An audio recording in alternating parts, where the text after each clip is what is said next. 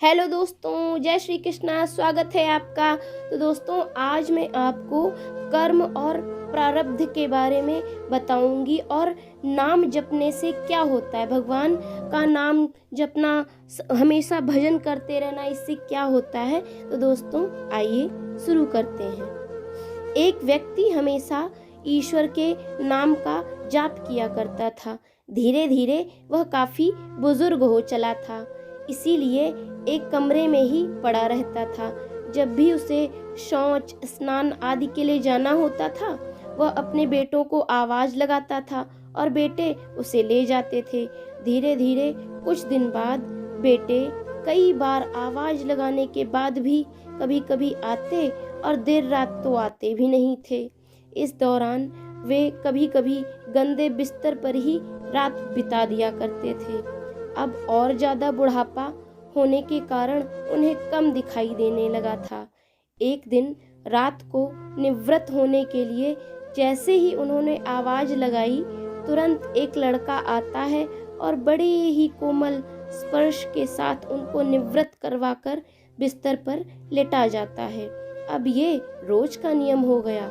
एक रात उनको शक हो जाता है कि पहले तो बेटों को रात में कई बार आवाज लगाने पर भी नहीं आते थे, लेकिन ये तो आवाज लगाते ही दूसरे क्षण आ जाता है और बड़े कोमल स्पर्श के साथ सब निवृत्त करवा भी देता है।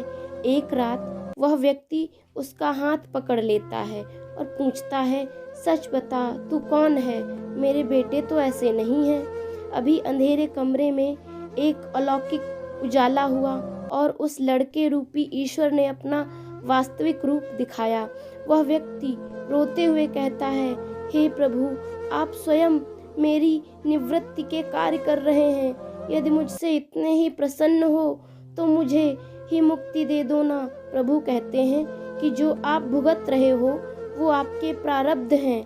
आप मेरे सच्चे साधक हैं, हर समय मेरा नाम जप करते रहते हैं, इसलिए मैं आपके प्रारब्ध भी आपकी सच्ची साधना के कारण स्वयं कटवा रहा हूँ।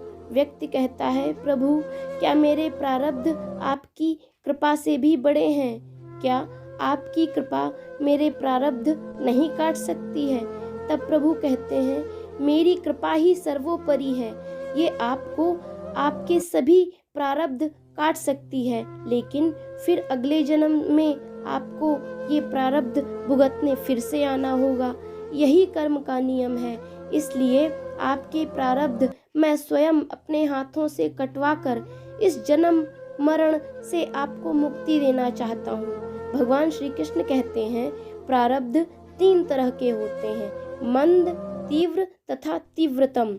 मंद प्रारब्ध मेरा नाम जपने से ही कट जाते हैं। तीव्र प्रारब्ध किसी सच्चे संत का संग करके श्रद्धा और विश्वास से मेरा नाम जपने पर कट जाते हैं, पर तीव्रतम प्रारब्ध भुगतने ही पड़ते हैं। लेकिन जो हर समय श्रद्धा और विश्वास से मुझे जपते हैं, उनके प्रारब्ध मैं स्वयं साथ रहकर कटवाता हूँ और तीव्रता का एहसास भी नहीं होने देता।